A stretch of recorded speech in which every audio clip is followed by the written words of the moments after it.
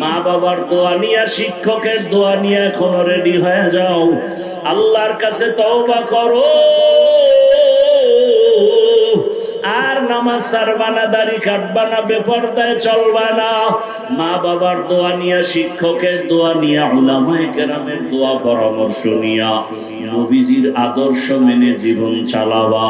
পর্দার আড়ালের মা বোনেরা, আপনার মতো কত মা পর্দা করে, নামাজ পড়ে, স্বামীর মাল হেফাজত করে, সন্তানটাকে আদর্শওয়ালা বানানোর মেহনত করে। এখনো সময় আছে, তওবা করেন। যুবক বাবারা তওবা করো। কতদিন আর গুনাহ নিয়ে চলবা? জীবনে তো গুনাহ কম করো নাই। ও যুবক বাবারা, আল্লাহর কাছে কি নিয়ে দাঁড়াবা? আল্লাহর কাছে কেমনে মুখ দেখাইবা? এখনো সময় আছে, মনের বুঝাও। তোমার আমার মতো কত যুবক জেনারেল লাইনে পড়ে, রাস্তায় গাড়ি চালায়, নামাজ ছাড়ে না, ব্যবসা করে, নামাজ ছাড়ে না। ও ব্যবসায়ী বাবারা, আপনারা কেন পারেন না? ও চাকরিজীবী বাবারা, আপনাদের মতো কত চাকরিজীবী নামাজ পড়ে, আপনারা কেন পারেন না?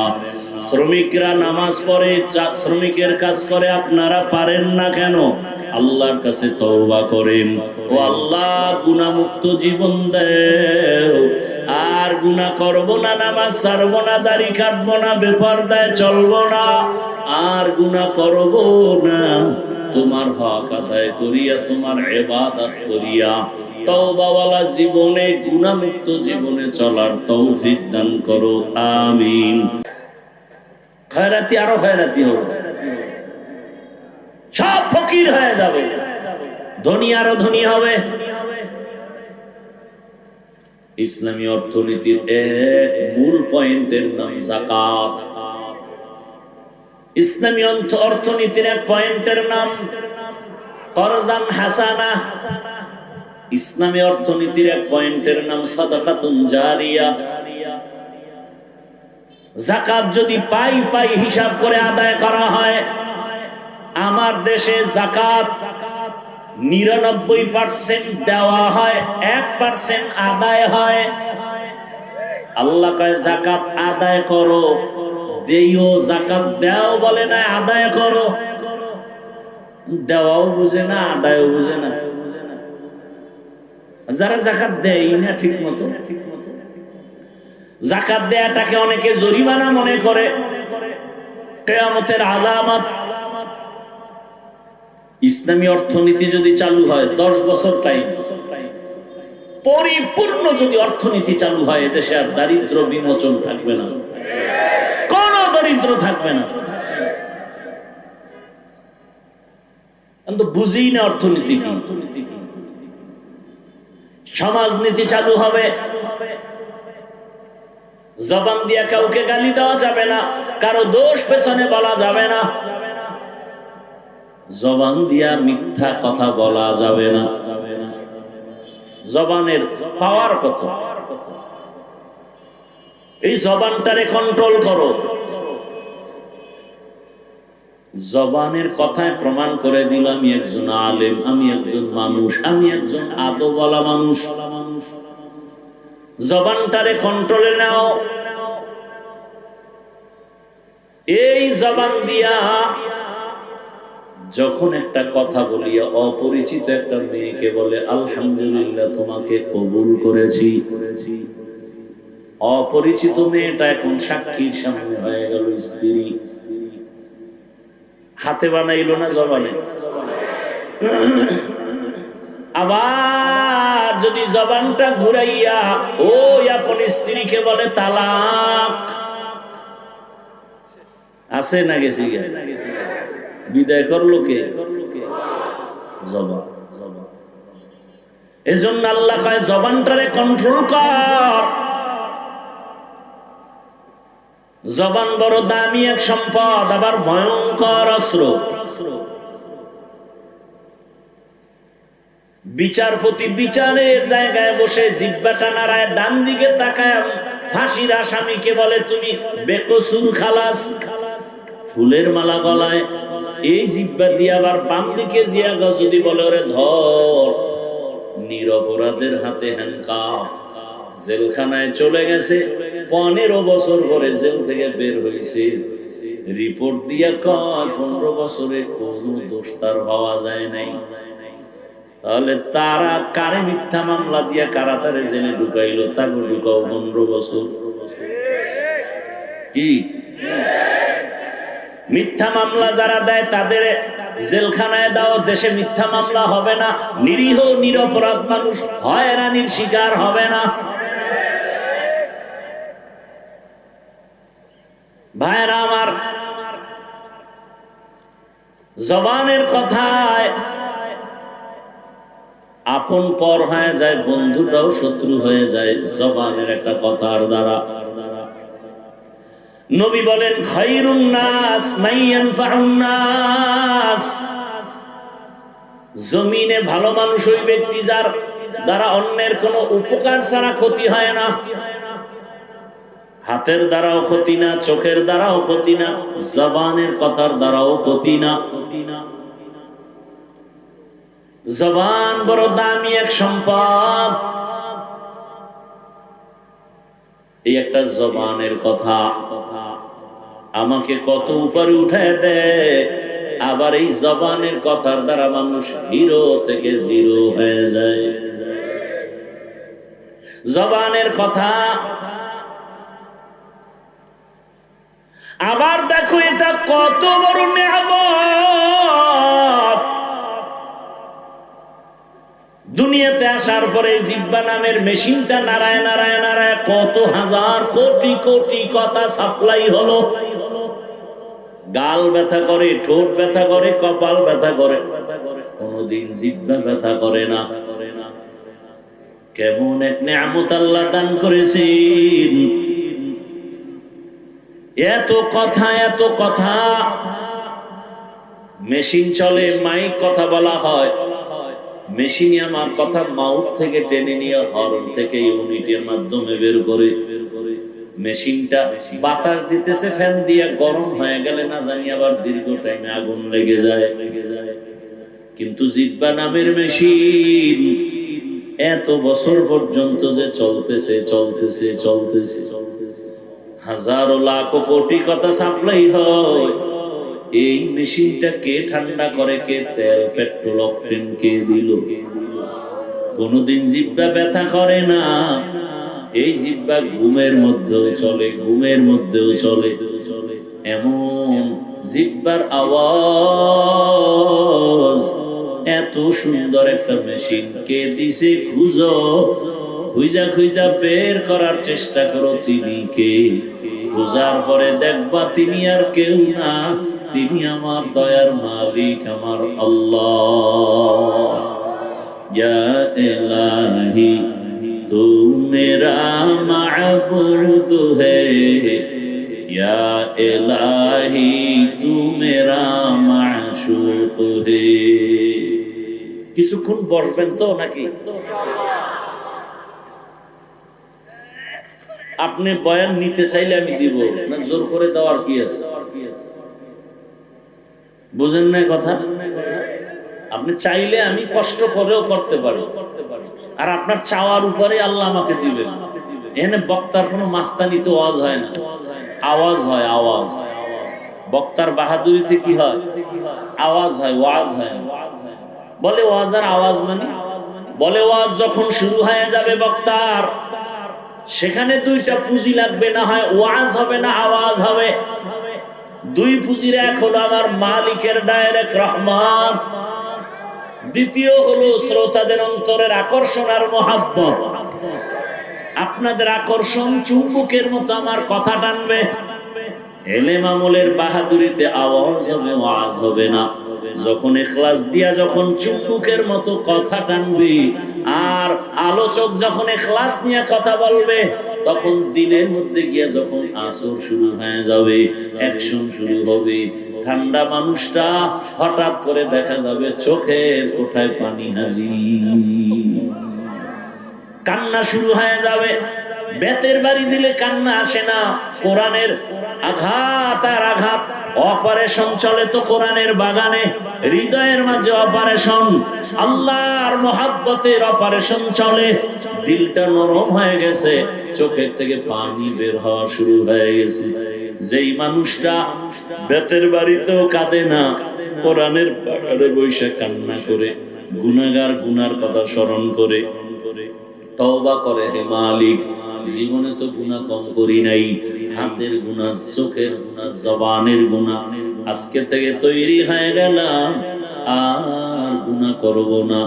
জীবনে মসজিদে যায় না, ফজরে গিয়া মসজিদে সবার আগে হাজির হয়ে যাবে। ভাইরা আমার, এই জন্য আপনাদের আগ্রহ থাকলে কিছু কথা বলা যায়, আর বলবো কি তাও তো জানি না, বলবো কি তাও তো জানি না। কোন কথার পরে কি বলবো তা কি আমি মুখস্থ করা সম্ভব? কার কুদরত? কোন কথার পরে কোন কথা আসবে, কোন কথার পরে কোন কথা, কোনটার পরে কোনটা কেমনে বলা হবে, কিভাবে সাজায় বলা হবে তাও জানি না। সব আমার আল্লাহর কুদরত। এখানে কত লাইনের মানুষ, ডাইনে এক ধরনের, বামে এক ধরনের, চতুর্মুখী মানুষ। এখানে অভাব নাই, হার লাইনের মানুষ। সব মানুষের অন্তরকে টু দি পয়েন্টে রেখে কথা বলা, এটা আমার মালিকের কুদরত ছাড়া কখনোই সম্ভব হবে না। আমার মালিকের কুদরত। জবান এমন এক নেয়ামত, এই জবান এত দামি এক সম্পদ। এই জবানের কথা দিয়া বান্দা আল্লাহর মহব্বতের নাম বলবে, আল্লাহরে ডাকবে, আল্লাহর জিকির করবে। জিহ্বা দিয়া যখন বলে আল্লাহ, সাথে সাথে আরশে আজিমের মধ্যে একটা কম্পন শুরু হয়ে যায়।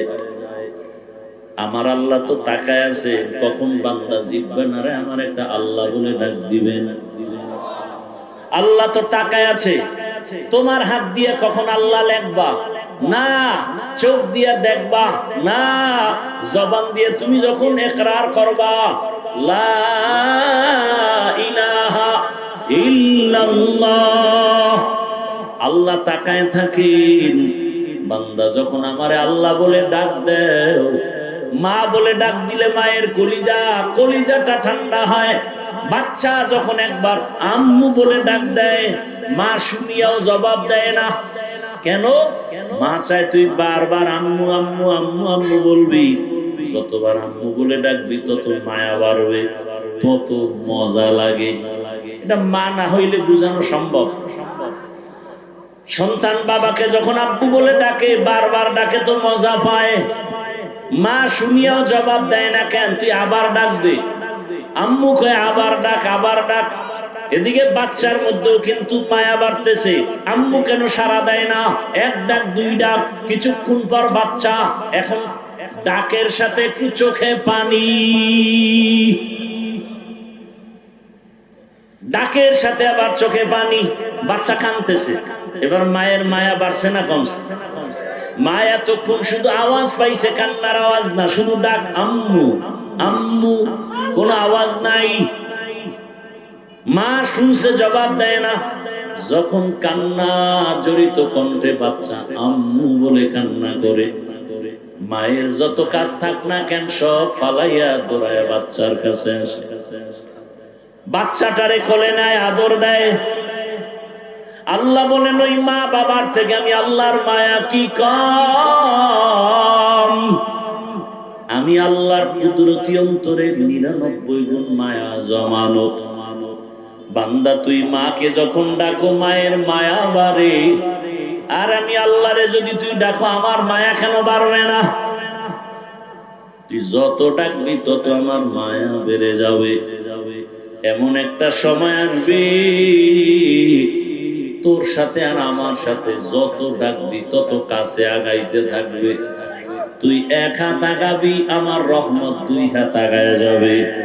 তুই যখন 2 হাত আগাবি, 1 বিঘা হাঁটতে থাকবি, আমার রহমত দৌড়াবে তোকে আগায় নেওয়ার জন্য।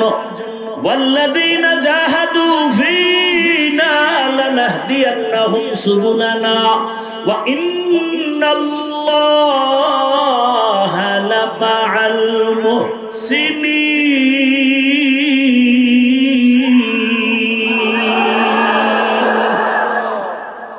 বান্দা তুমি যখন চেষ্টা করো আল্লাহ পাওয়ার জন্য, আল্লাহ বলে আমি অনেক রাস্তা খুলে দেই, যে কোনো রাস্তা দিয়ে হাঁটবি, আগাইতে থাক, সামনে গিয়ে দেখবি সিরাতাল মুস্তাকিম।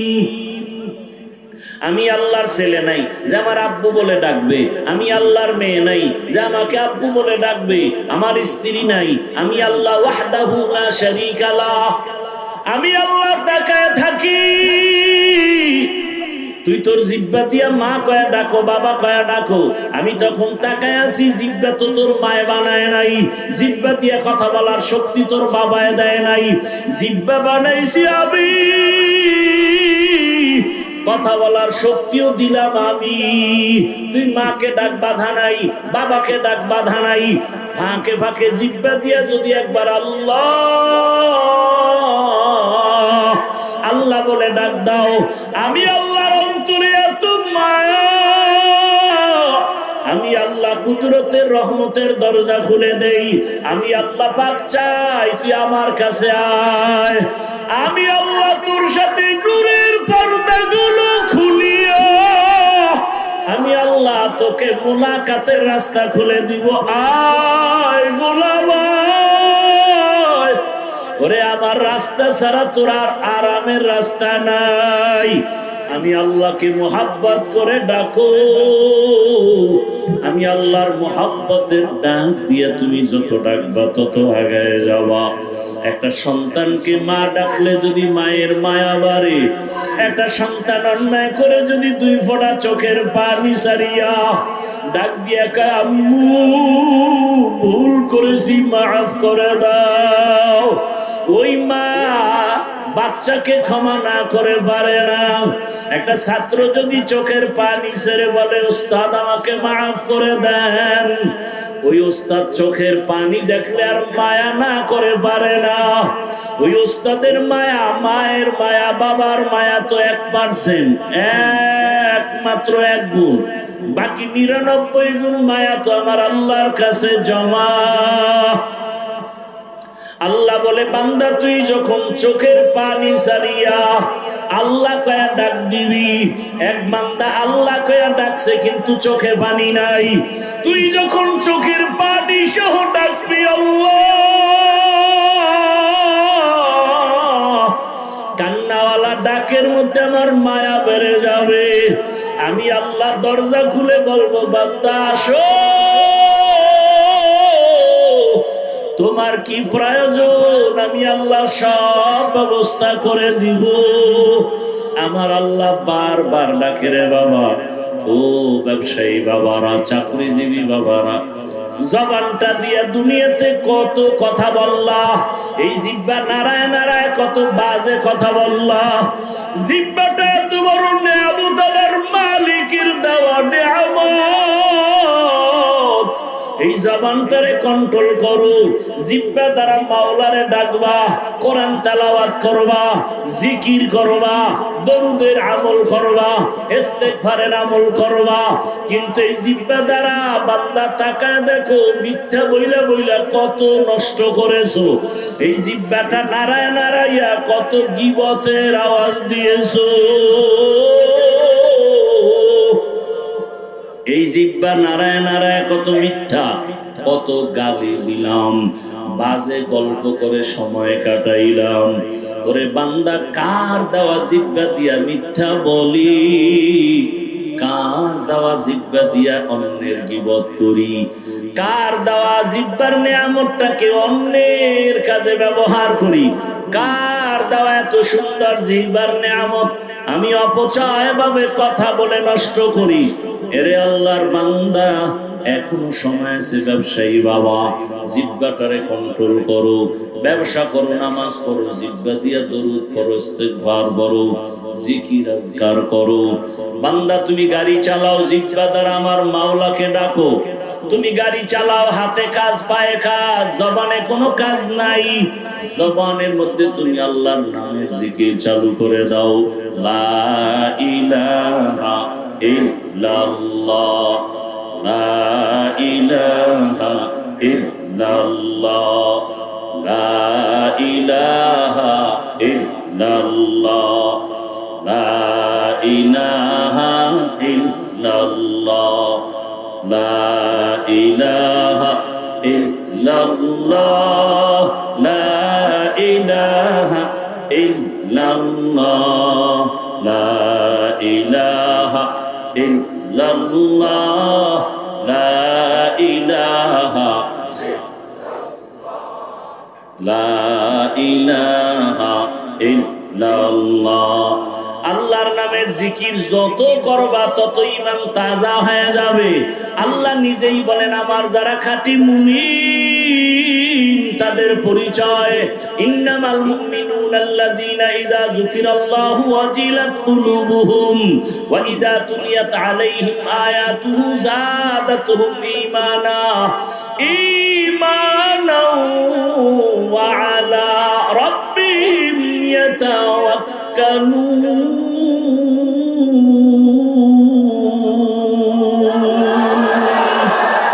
মুমিন তোমার পরিচয় কি? বলে তখন ইন্নামাল মুমিনুনা আল্লাযীনা ইযা যুকিরাল্লাহ, যখন জিকির করা হয়, ওয়াজিলাত কুলুবুহুম, কলবের মধ্যে কম্পন শুরু হয়ে যায়, জালজালা শুরু হয়ে যায়।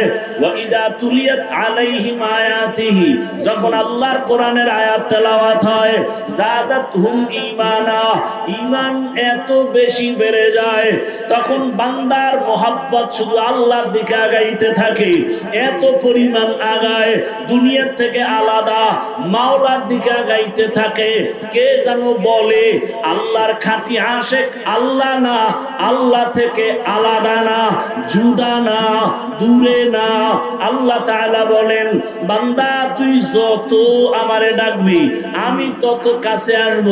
আস্তে আস্তে এমন এক হালাত হবে, আমি আল্লাহর বাইরে তুই নাই, ডানেও আমি, বামেও আমি, সামনেও আমি, পেছনে আমি।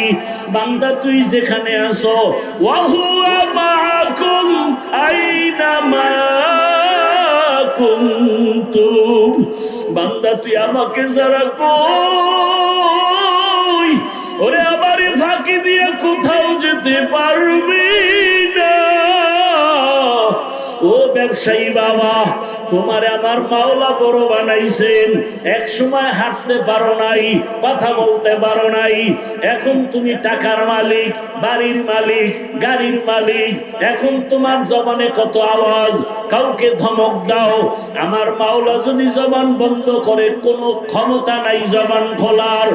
এরে বান্দা, দুনিয়ার সব পেয়েছো, ওই আমার আল্লাহকে পাইছো নি? চিন্তা করো রে বাবা। টাকা পাইলা, বাড়ি পাইলা, গাড়ি পাইলা, ছেলে মেয়ে সব পেয়েছো, স্ত্রী পেয়েছো, সম্মানের চেয়ার পেয়েছো, সব তোমার রেডি। কিন্তু যেদিন চক্ষুটা বন্ধ হয়ে যাবে, আজরাইল যেদিন তোমাকে বাড়ির দরজায় এসে আঘাত আওয়াজ দিয়া রুহুটা নিয়ে যাবে, এখন তোমার ব্যবসা আপন ছিল নাই, বাড়ি আপন নাই, সবাই বলবে ঘর থেকে লাশটা নামাও, সাদা কাপড়ের প্যাকেট বানায়া দাও, গরম পানি দিয়া গোসল করাও, বাঁশবাগানে নিয়ে যাও। এখন আর ঘরে রাখা যাবে না, পাহারা দেওয়া যাবে না। ব্যবসা প্রতিষ্ঠান তোমার থেকে আলাদা, সন্তান আলাদা, স্ত্রী আলাদা, পরিবার আলাদা। এখন তোমার আপন বন্ধু তোমার পাশে নাই। আল্লাহকে এখন তুই একা। এখন তুই কোথায় যাইতেছো চিন্তা কর। এমন একটা অন্ধকার কবরের ঘর, ডানেও মাটি, বামেও মাটি, সামনে মাটি, উপরেও মাটি, বিছানাও নাই, বালিশ নাই। দুনিয়াতে বালিশ ছাড়া ঘুমাইতে পারো না, তোষক ছাড়া ঘুমাইতে পারো না, ফ্যানের বাতাস ছাড়া ঘুমাইতে পারো না। ওই কবরে যদি গুনাহগার হইয়া যাও, ওই কবরের বিছানা নাই, বাতাস নাই, বান্দা গুনাহগার হইয়াই যদি পড়িয়া যাও, আমার আল্লাহ এমন রাগ করবে আমার নবী বলেন, আমার আল্লাহ বলবেন, ও ফেরেশতাই নাফরমানের আর ছাড় দেওয়া যাবে না। আমি দুনিয়াতে কম নিয়ামত দেই নাই, আমার দেওয়া সূর্যের আলো, আমার দেওয়া পানি বান্দরে দিলাম, আমার দেওয়া চাঁদের আলো, আমার দেওয়া বাতাস, আমার বানানো জমিনের ফসল, আমার দেওয়া গাছের ফল, আমার দেওয়া নদীর মাছ, বান্দা সব মনের মতো ভোগ করিয়া এখন আমার হুকুম মতো নামাজ পড়ে নাই, পর্দা করে নাই, জিকির করে নাই, তেলাওয়াত করে নাই। জিহ্বাটা দিলাম আমি আমারে ডাকার জন্য, আমাকে ডাকে নাই। জিহ্বা দিলাম আমি কোরআনের তেলাওয়াতের জন্য, বান্দা কোরআন তেলাওয়াত করে নাই। জিহ্বা দিলাম আমি আমার মায়ার রসুলের উপরে দরুদ পড়ার জন্য, আমার মায়ার নবীর দরুদ পড়ে নাই। আমি জিহ্বা দিলাম ইস্তেগফার পড়ার জন্য, পড়ে নাই। গল্প করে করে কাটাইলো, মিথ্যা বলে জিহ্বা নাপাক করেছে, গালি দিয়ে জিহ্বা নাপাক করেছে। ও ফেরেশতারা জাহান্নামের শিকল লাগাইয়া ধর, এখন আর ছাড় দেওয়া যাবে না। আল্লাহ বলে কবরের সাথে জাহান্নামের সাথে রাস্তা খুলে দাও। আল্লাহ বলবে কবরের মাটি এই বেনামাজি গুনাহগার নাফরমানের ধর, দুই পার্শ্ব থেকে এমন জোরে চাপ দাও, দুই পার্শ্বের মাটি এত জোরে জোরে চাপ দিবে ওরে পাজরের হাড় গুলো চুরমার হয়ে যাবে। এরপরে হাসরের ময়দানের হালাত তো আরো কঠিন।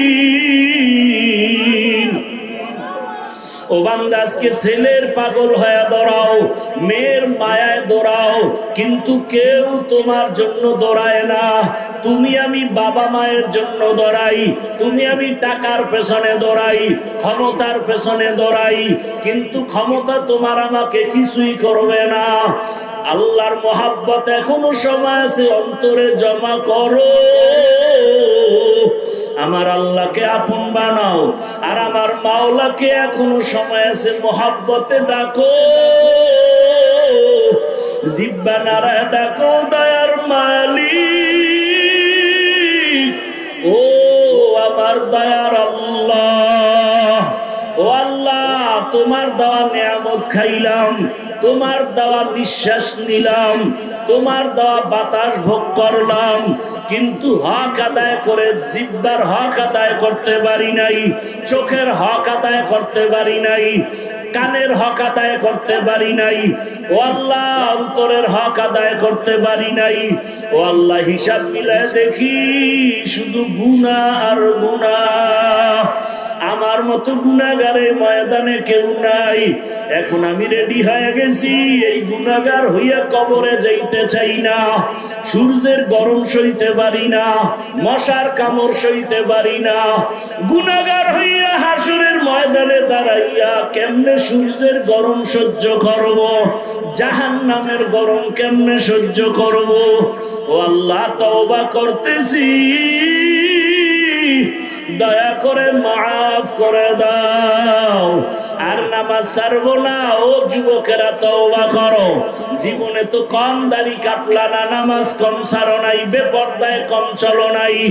মা বাবার দোয়া নিয়ে, শিক্ষকের দোয়া নিয়ে এখনো রেডি হয়ে যাও। আল্লাহর কাছে তওবা করো, আর নামাজ ছাড়বা না, দাড়ি কাটবা না, বেপরদায় চলবা না। মা বাবার দোয়া নিয়া, শিক্ষকের দোয়া নিয়া, উলামায়ে কেরামের দোয়া পরামর্শ নিয়া, নবীজির আদর্শ মেনে জীবন চালাবা। পর্দার আড়ালের মা বোনেরা, আপনার মতো কত মা পর্দা করে, নামাজ পড়ে, স্বামীর মাল হেফাজত করে, সন্তানটাকে আদর্শওয়ালা বানানোর মেহনত করে। এখনো সময় আছে, তওবা করেন। যুবক বাবারা, তওবা করো। কতদিন আর গুনাহ নিয়ে চলবা? জীবনে তো গুনাহ কম করো নাই। ও যুবক বাবারা, আল্লাহর কাছে কি নিয়ে দাঁড়াবা? আল্লাহর কাছে কেমনে মুখ দেখাইবা? এখনো সময় আছে, মনের বুঝাও। তোমার আমার মতো কত যুবক জেনারেল লাইনে পড়ে, রাস্তায় গাড়ি চালায়, নামাজ ছাড়ে না, ব্যবসা করে, নামাজ ছাড়ে না। ও ব্যবসায়ী বাবারা, আপনারা কেন পারেন না? ও চাকরিজীবী বাবারা, আপনাদের মতো কত চাকরিজীবী নামাজ পড়ে, আপনারা কেন পারেন না? শ্রমিকরা নামাজ পড়ে, শ্রমিকের কাজ করে, আপনারা পারেন না কেন? আল্লাহর কাছে তওবা করেন।